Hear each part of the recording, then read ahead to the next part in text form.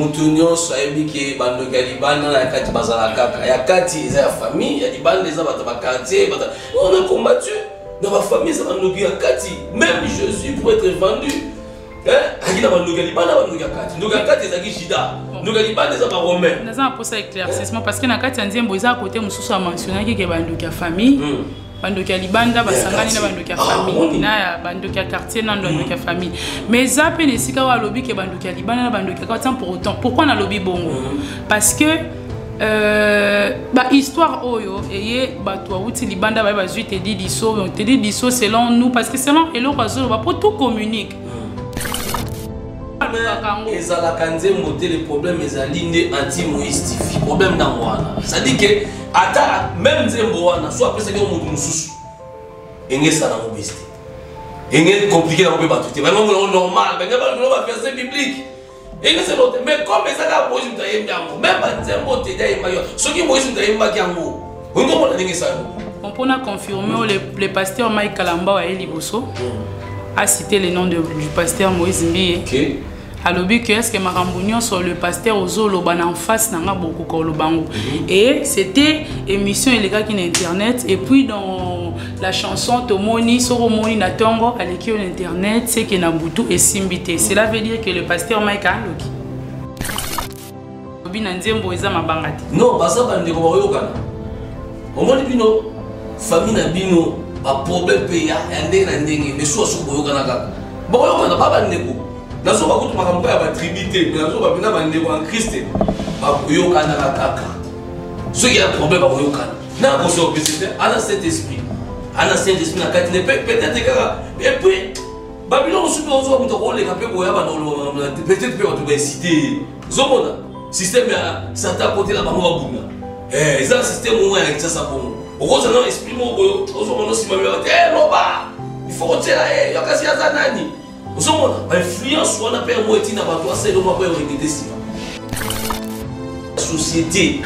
Vous comprenez ça différent là Paris papa. Parce que sozo ko ba bongo c'est ari papa pa imbakanze ba kongo ne dia imena. Parce que bon, ce qui te lobi bongo c'est que et puis la menze ba kongo ba lobi le hôtel. Mutu yo va ni kimia mutu zo be le hôtel. Ozo mona mais bon c'est la ka lo mo marque na ko. Bon, donc le quoi autre chose lever le mot que non au tigali koyoka ba maloba tenga na osunga bino na osunga yo na faire comprendre yo ba maloba lolenge kende. Ça de faire comprendre yo dois comprendre té. Je pense bien que ceux qui ont réfléchi à donc pour Matou Samuel parce que Matou Samuel ba tambu c'est ba sambo ndenge soume nana ndenge Matou Samuel toutes les fêtes matanga Matou Samuel sangati. C'est ça. Parce que pourquoi vous m'en avez Matou Samuel, n'a pas de temps ma bête, yo n'a pas de ah, mais on va se monter tamboula. Ba vidéo kutu ba kangena moi silanda kutu ça. Tolinga ke kaka muto lola Matou Samuel. Parce que moi signé dans les cas ils moi signé moi les gars après moi c'est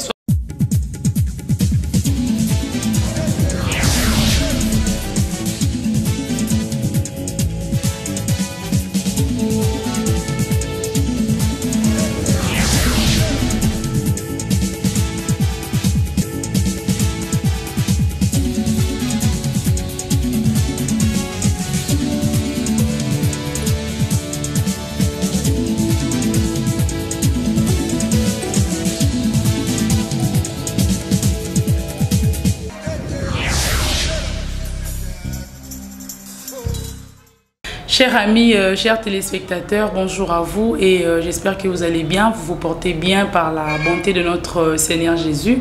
Bienvenue à vous sur votre émission Chronique 7, une émission où il y a la information, où il y a tellement vrai et puis vérifiable. Ce matin, j'aimerais est-ce que tout le Belalikamo est très important, il y a titre Nzembo Oyo. Notre cher pasteur, un grand pasteur de notre pays, le pasteur Moïse Mbiye, Nzembo Naye et Bimina titre et Simbité. Léona Tongo, Tozo Lobelango, parce que Nzembo Mo, Tolingito analysé et plutôt critiqué. Mais avec le titre, je ne serai pas celle pour critiquer et analyser, je serai avec un grand homme de Dieu qui est là ce matin aussi. On va en profiter avec ses bénédictions. Mais avant toutefois, na présenter, inviter Nabiso Alelo, j'aimerais ce que tout l'élément et après cet élément, nous allons nous retrouver tout juste après.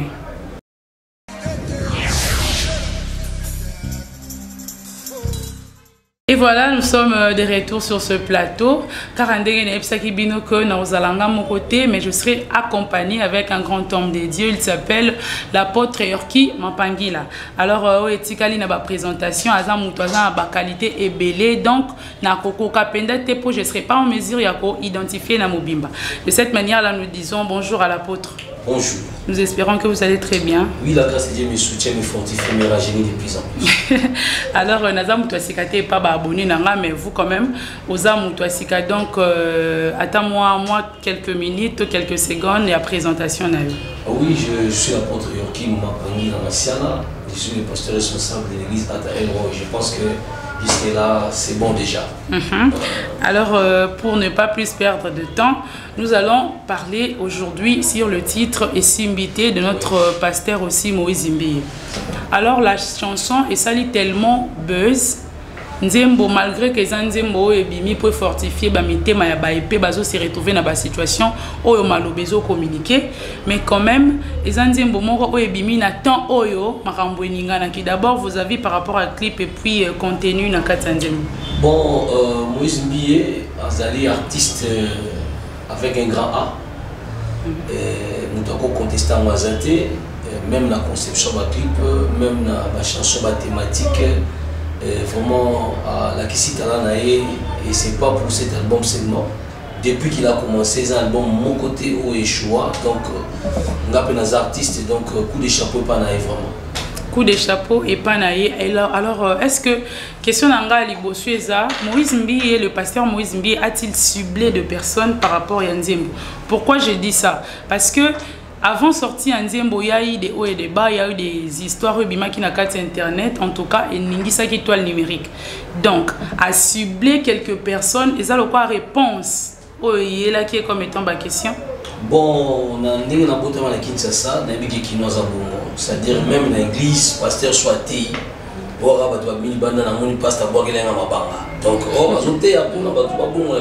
mais c'est comme ça, donc pour nous, ce n'est pas le cas. Donc pour nous, ce n'est pas le cas. Alors, histoire, n'a bien une coïncidence, to et Sali Nanko. Pourquoi na lobby bongo? Parce que l'histoire avec Mahadjabou, l'histoire avec Teddy Disso et les autres. Alors Maloba Nzembo. Na évité puis on a bien une coïncidence. Le Saint-Esprit l'a inspiré aussi longtemps. Le Saint-Esprit a yébaki situation oyo ezalaki déjà et le Saint-Esprit s'est permis à inspirer comme Maloba moko eurobima comme étant jeton. Madame Sarah, depuis moi je suis abandonné au Misabanzim et à l'arabe, soit Bimisanzim ou Maïlo ou Abogué le monde, soit Bimisanzim ou Abogué le monde. Voyez, alors pour moi j'ai dit que les abats par campagne m'ont bien contré, les abats campagne m'a bien. Et puis qui te dit qu'il dit moi les Samaï Kassibo, peut-être que ça n'est pas là, hein, à Bimission des Siko. Mais analyse au bino bossa les a commenté. Les a commenté. Et moi j'ai trop peur. Hein. Marc il a pu réfléchir par rapport à Banzembo Moïse Mbiye. Donc on a pour naïe na zo placer na likolo. Nous tous à likolo batsarika. Mais pourquoi pas ma frère Nabiso Henri papa? Parce que bah mon père baza bateau bapé d'Abimisa Banzembo. Il y a toujours Moïse Mbiye. Et puis et ça, c'est une question, avant l'album, il y a toujours une histoire qui doit être collée à l'album.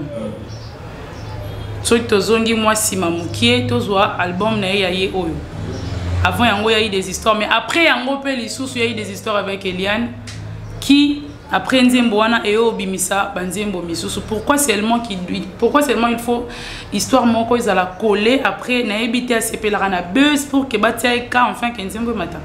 Bon, problème n'est pas dans le pays comme il est. Maloba mon nino yozoka bien parce que depuis dans le Nzembo na zoka tel le moroté où ils a collé na histoire mon bosongolo et puis tant Harry Papa il est plus dans l'adoration. Mais Moïse Mbiye ne chante pas les choses d'adoration. Yo Nzembo ne Moïse Mbiye adoration. Exaté, il lui chante l'édification, la fortification, il donne l'espoir. Et c'est différent. Et ça, par exemple, tout le monde fait.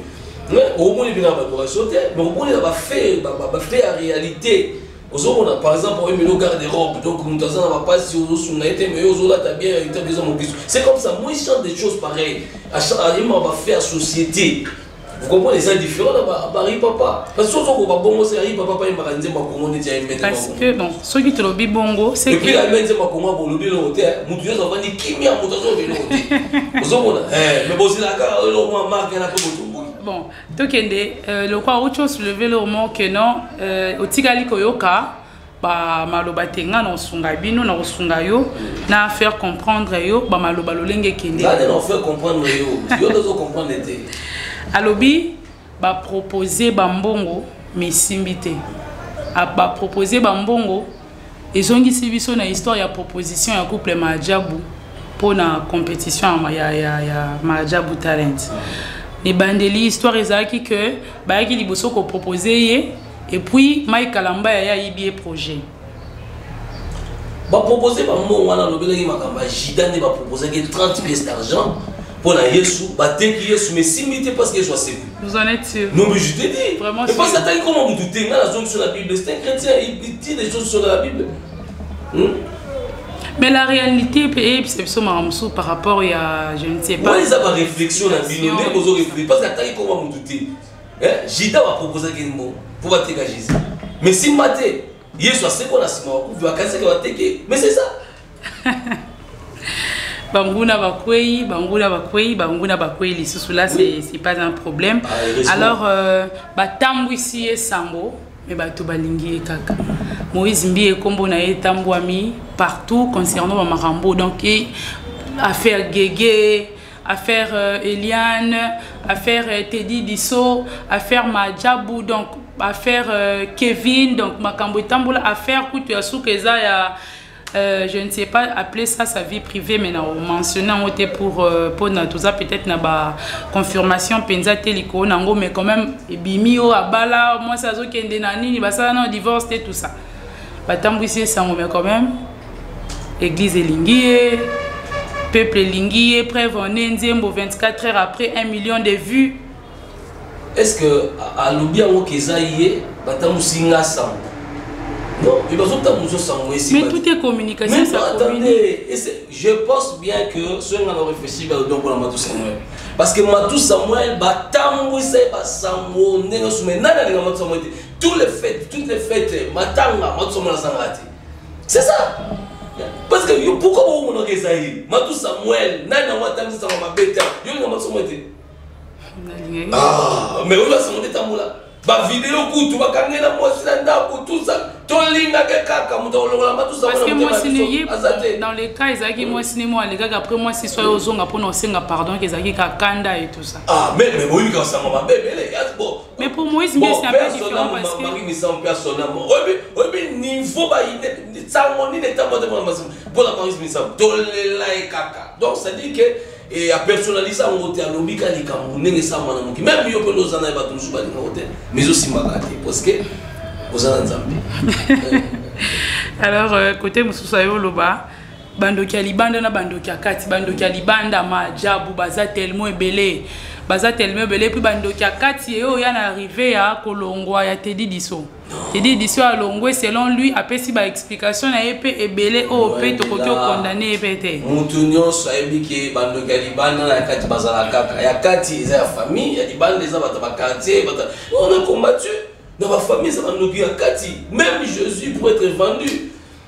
Akina bandoki libanda bandoki akati ndoki akati ezaki shida ndoki libanda za ba romain. Naza pour ça éclaircissement parce que na kati nzembo za côté mususu a mentionné que bandoki famille bandoki libanda basangani na bandoki famille na bandoki quartier na bandoki famille mais ça pe nesika wa lobby ke bandoki libanda na bandoki akati pour autant pourquoi na lobby bongo parce que bah histoire oyo eye bato outi libanda ba bazui Teddy Disso selon nous parce que selon elo kazo ba pour tout communique. On ne peut pas ne pas communiquer car tout est communication. Donc, Makambuno Sozo Lobedo communiquer loko. Ozo Basolo. Ouais. Bon, Makamati Kitsu. Tout pour le soir, Makitsu Dia. Toki. Parce que pour tout d'un côté, pour moi, aïe, mine normal. Mon donc c'est vous ciblez les choses. Vous ciblez les choses. Nous devrions cibler parce que et ça réalité ebimina réalité automoni à vivre ango et quoi y nango pour nous répondre bilo onyo sozo mona ke zo rendre bino à l'aise pour tout nangote voyez on nze mona za ka tayi makambo so o bilo vous penser parce que qui sur les bimino ko na quoi yebisa na Moïse et sur la Moïse avoir que les jeter pendant na bala moi so mono ka na quoi. Là, bon, là, on a le et ça juste pour essayer de nous emballer. Ah, moi, oui, parce que et l'autre est tellement clair et l'autre est que à lobby makambo est comme lié à un bien en nzembo. Ce qui peut-être beaucoup à roloba, le quoi ça artiste s'inspirateur mususu na makambo ezo comme là et tout ça va tant mususu ko ka okende mususu. Na place ya roloba que nani essayer de défendre ça nani ko on l'accuse pas, nous on essaie simplement de critiquer et analyser le fait. Malheureusement, Bochen, on est là pour éclairer l'opinion. Ouais, on est là pour éclairer l'opinion. C'est méchant. C'est méchant, je vous dis, c'est trop méchant. Pour un grand monsieur comme lui là. Mais au moins, on a fait une animale. C'est ça le problème avec vous. Vous en tout cas, comprenez, c'est l'ambiance de cette émission, mais dossier Mike Kalambay. Okay. Alors, Mike Kalambay, après Makambo, non, nous sommes côté à l'opposé Pembe na Motema encore. Une histoire avec les pasteurs. Il s'appelle encore qui le pasteur Marcelo Tunasi. C'est l'histoire avec parce que yende mutoya qui n'a maramba dossier ya moi si oh qui ceux qui n'a le pasteur ya qui ko tout bele pas na ye kuno so zongi ko tout bele pas pasteur a enregistré et il connaissait les noms à balancer les bisons internet et comme yo je vais citer les noms le jeudi soir à 22h. Oui, bah, bien.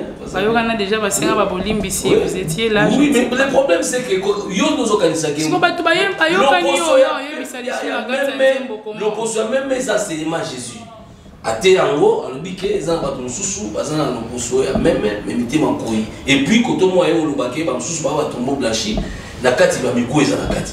Oui, mais ça cible personne, ça cible tout le monde. Mais au lobby bien parce que tant au lobby l'enseignement de Jésus, c'est-à-dire qu'Azui enseignement à Jésus, a utilisé comme réponse envers le pasteur Marcelo et aussi à Eliane Bafeno pour ne pas échapper au Rolanda par rapport à l'explication de l'obagi que na dossier ou non la fille est venue à l'église, elle est venue s'excuser ou non, c'était mes avocats tout ça. Bon, au moins ni na bon moyo, quand on mo soda mo abimaki. Bon le bela monter Biba bedi sala tombo li drapeau. Ba bedi sko motema. Ilonga même motema koyi. Ozomona teka zoboke na Rwanda. Parce que soko tali Kagame ozomona comme si aza innocent. Mais la kati motema mabe. Tout ça vous faut ça la mission na te. Tozobeta li sola loposo pembe so na bosanité Kagame tozana bisonde moko. Donc yoza ne mona Kagame. Tala bien. À part ka mukeli na lege na monene pour toi loposo. Mais soko talié à l'église la tentir azat était clair. Asa tenkle l'année là et au monde que motema neza koita mamosa na moko so ya mona tsaki soda na nini na drapeau soda drapeau ko bolobe la moto so bateka zo ba la Rwanda. Baby apôtre je ne sais pas bon je pense que vous êtes parmi les gens oyo pousser que 1 million y est directement parce que oui non tobo ite que mélodie ça qui toko c'est un maestro à ebara comment au sala ko mélanger son aïe pour que marambo les bien à espérer la perfection. L'ingénieur de son félicitations là parce que l'ingénieur là non. Oui, à visa toujours la perfection. Si koyo makambo oyo biso tozolobelesa ki déjà te que to sala banalisme pour to luka ko kwena non nous on est là pour critiquer pourquoi pas te lobeli nzembo peut-être il y a te dit diso ponzembo te dit diso ça te dit diso te muta komi ezaye to moni esika jeté bimite to lobeli ngote nzembo ya akosinga te to tikala ko lobela ngote pourquoi parce que a répondant pour tout yo ndemuto monité tout banzembo na nyoso landela ngo on mérité critiquer oui, on a zolo babanzembo o to luka ko critiquer to ko analyser eza o ekangama na buzz o yemo kwa luka kango eza la kanzembo te le problème eza linde anti moistifie problème na wana ça dit que ata même nzembo wana soit pesa que mutu mususu engesa na mobiste engel compliqué na ko ba tout vraiment normal ben ba verset biblique Et c'est l'autre. Mais comme ça a Moïse Mutaïmbiango, même Nzembo Tedaïmayo, ceux qui Moïse Mutaïmbiango, on comprend ça. On peut confirmer le pasteur Mike Kalamba et Liboso a cité le nom du pasteur Moïse Mbiye. Ok. Alors, est-ce que Marambunion sur le pasteur Ozolo en face n'a beaucoup Kolobango. Et c'était émission illégale qui est internet. Et puis dans la chanson Tomoni, Soromoni Natongo, à l'équipe internet, c'est que Nabutu est Simbité. Cela veut dire que le pasteur Mike Aloki. Oh. Oui. Bon, mais bon, vous allez à internet, c'est quand il y a la Moïse. Mais parce que non, l'isolo, non, Ozolo Banzé, pour ça, soit droit de réponse, soit des critiques. Nous, on a ciblé Mike parce que Mike, le pasteur Mike a bien cité le nom du pasteur Moïse Mbiye. Donc, on ne peut pas aller de gauche à droite. Mais Moïse Mbiye n'a pas cité le nom de Mike. Avec l'émission, autant à combien il y a Moutouté, mais quand même, l'émission, dernière sortie médiatique, il a cité le nom du pasteur Mike, il a dit qu'il aime beaucoup et tout ça. Mais c'est ça. Mais dans la chanson, à l'obé, comment avec son contraire. Pourquoi dans oui. Parce que, à l'obé que, dans l'émission lobby Olingi Moutou, et puis dans Nzembo Oye, au répondre que sur Omoni Moutou, lequel on internet, il y a que Nabutu et Simbité. Donc, na bande koloba à l'équipe na émission azoloba que na lingaka le frère Azan Penza ami nanga mais na ko ndima te ke makambo ye a réagir na façon à réagir ça qui en tout cas na olingé mingi tout ça olobi maramusu na émission en tout cas émission moi qui to féliciter mais au surprendre biso na Nzembo yo koloba ke so moni muteleke le internet c'est ba na Butu et Simbité aussi longtemps c'était son ami. Mais est-ce qu'il parle de lui vraiment? Tout le banini. Parce que ça communique, ça nous envoie directement à réfléchir sur le pasteur Mike. Bon, si quoi, soldat téléma qui on a au drapeau, oui. Non, je suis sur le dossier Mike. Non, on a tout noyau, on a tout nos collègues avec Moutozo analyse en Wazati, attends Moutoumoroté. Pourquoi vous prenez seulement des trucs et bon, ça analyse personnelle? Parce que c'est pas la première fois. Et que Moutoumou va aller à l'internet dans le bon. Et puis par rapport aussi au dossier, par rapport aussi au dossier, les pasteurs Mike Azwa qui moi répond à l'église via dossier dossier de la sœur Zawadi, Azwa qui moi répond le bas qui croyait mbatté a été tout ça. Mais après cette chanson, les pasteurs s'est décidé de tout reprendre à l'église. Et pour Azongi dans le studio, je ne sais pas. Il y a des ragots qui circulent que non, bon, on ne peut pas pour Kangamana Barago, pour te battre, ceux-là sont fiables. Mais quand même, après la chanson, le pasteur s'est dit tiens, à l'école de l'internet, donc on a pu faire un studio et en son temps, tu as la tu il y a un peu de réponse. Non, vous ne pas vendre. Pas quoi. Mais si la famille est peine dans les quatre ans raté, après quand Soki a silisi album ne bimi, bon surtout quand on y va aller basanga sur la scène bon moment ne bon critique parce qu'on voit là. Mais je vous dis, quelqu'un est non on a tolobi bongoté. Si quoi les camboisa que quelqu'un est arrivé jusqu'au point à Koloba que Ekulu soit bongi c'est la kinga avec l'histoire du pasteur Marcelo Marambo Moisi et Baba qui est moko avec l'histoire de la sœur. Non voilà yonde. Mais non c'est pas moi c'est la chanson qui nous dit. Mardoché Mutamu Batila qui est et Zagi Amam Zagene Okamanango. Ce sont des choses amatéa. C'est que son dans la église par exemple. Na moni frère Mobo Aïbi Bafle. Donc la côté sous mon éviter la église. Sur la terre moi c'est que ezaka pour la frère voilà. Non, pas tout sous besoin de la compagnie, besoin na mabala tout ça. Voyez. Donc c'est dire que ce qu'on fait on a Bafle. Donc sur dikara, ba ne ko tika mo ibi. Ah, ezaka pour la frère Richard Aïbi Bafle. Non, c'est que il est libre de prêcher la parole de Dieu sans cibler à quelqu'un. C'est ça la vérité. La vérité, la chanson nous communique. Je n'arrive plus à comprendre. Pour la chanson nous communique autre chose. Mais je commence à comprendre que vous défendez, je ne sais pas. Je défends la parole de Dieu, je défends les hommes de Dieu qui prêchent parce que nous avons un théâtre. Il y a un peu cet exemple. Nous avons fait mon église à Ibangaï, Bafle, na stabilisateur. À qui voilà. Donc c'est que Nicolas là nous côté sous Wibité. Ou bien sûr la théâtre comme Wibité la vie pour la faire voilà. Non, parce qu'il m'a mis besoin ça là. Mais il va tourner à correctionner, il fait ça cara, le roi fait wana kibana. Mais ça qui va tout réfléchir bon. Mais on a dans l'intention. Yo soko yebi que va tout réfléchir bon, il faut dire que la moitié Oui. Mais pour tout ça il va la semaine on a peut-être sur la terre il va souster. De la tika au théâtre. Donc, les sous, on tient en soutien Mikolo, mais en attendant, on doit sauver peut-être matin, on doit sauver mon toit. Mon seul lobby que le pasteur Moïse Mbie n'a pas répondu, na pasteur Mike ni na pasteur Marcelo. Oui. Et le pasteur Mike aussi ne répondait pas à Moïse. Bien. Bon, ça va. Ceux qui conseillent mon réseau pour nous repérer sa pasteur Mike par rapport à la sortie médiatique, na oya le bac que non, pasteur Moïse Mbie, tout ça, parce que lui quand même il n'a pas voulu être hypocrite, ça tangi na ekombo. Alors quel conseil européen ça y est pour tout la image ya que marambunyo surtout pasteur Moïse a lobby na nzembo eza mabangati. Non, parce que bande ko bayokana. Au moins bino famille na bino ba problème pe ya ndenge na ndenge mais so boyokana kaka. Boyokana baba ndeko. Nazo ba kutu makambo ya ba tribité, mais nazo ba bina ba ndeko en Christ. Ba boyokana kaka. Ce qui a un problème ba boyokana. Na ko so peut-être à Saint-Esprit.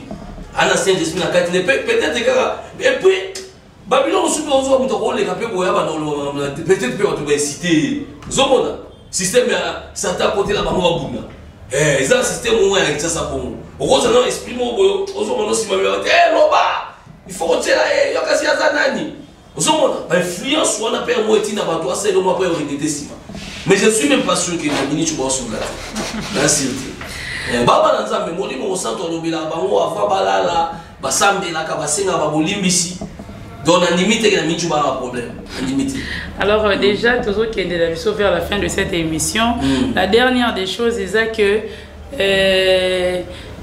côté Moussoua Lobby, je t'avais dit que j'aime l'argent, mais je ne suis pas prêt. Je ne suis pas prêt à tout pour l'argent. La réponse aussi au APC par rapport à ma job. Là aussi. Tu vois la peine d'avoir un peu sur le ballon. Olingambo, mais au Bako, voilà, toujours mon avoir le ballon. Donc, elle a le ballon. À ce niveau-là, Fable de la Fontaine, à ce niveau-là, ma phrase, mon bois, femme de nuit, homme de nuit, femme de nuit, mari de nuit, sort, bima, au nom de Jésus, Touro et Ambalao, au peu bien.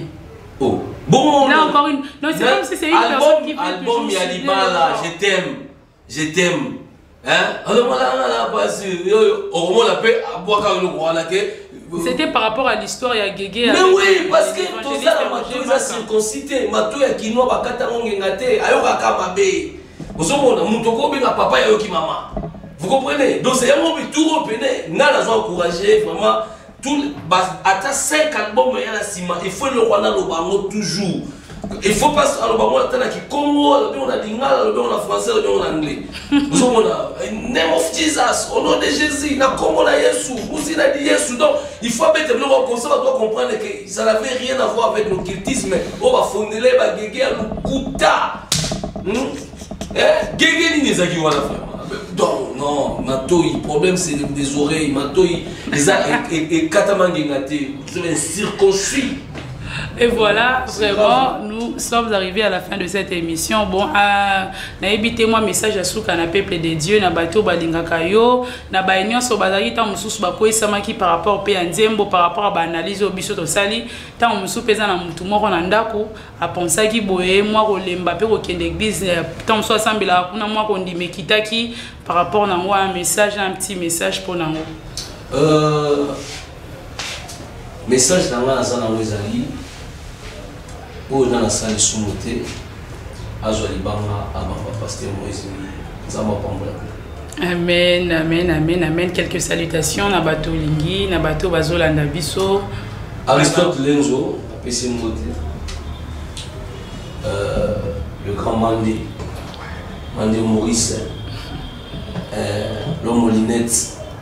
Mon mission de la tinette, il faut que merci parce que j'ai quand même été en pas mon bien. Manager Bob Kokissa, les futurs mariés, et si moi t'es belé, moi t'es Nabiso, dans les grands, Carly Moulou, viennent en quelques mois, moi t'es belé vraiment. Si vous allez vraiment avec les enfants. DG, il y a un beauté. Beauté, on a des airs, malgré que nous avons bien gâté, mais beauté rosa gâté, soit beauté là. Vraiment tout le monde dans la chaîne, nous avons Maungu. Yambal Pamorina Escozali, ainsi que Rémi, mon petit Rémi de tous les temps. Yamambo Tenangwana, ainsi que Nayomoko. Biki Otika Kana défaut. Donc, Otika Kana défaut. Donc, nous avons un camo besoin sous le donc, Zamba Monayo, Kalemi Aristote Alubara, qui est calmerait dans nos esprits. Que le calme, amen, que le calme et la paix règnent dans nos esprits. J'ai dit un grand merci. N'a abonné Nyonso, fidèle abonné Nyonso à Gauchaine 7. Je salue ma famille, je salue mes amis Nyonso Balingara Louz. Je salue Guichel Kisulu, Nazope Sambote, na le génie de la communication. Kuna na ifasi kolobi bendele kouete, Tolanda, tous a toujours penché na chaîne Nabiso et puis tous a toujours on a tout partagé à émission et puis Sabiso pe courage on est aussi la bino musala ya kitoko européen sabino ba information ya kitoko ngana bino tokutani na mikolo oezoya. Pardon, bon rétablissement et pas Joël Ngambou. Azoma Kotala. Les grands. Azoma Kibiso Magazi. Joël Yokamo, Peso Ngambamo. Merci.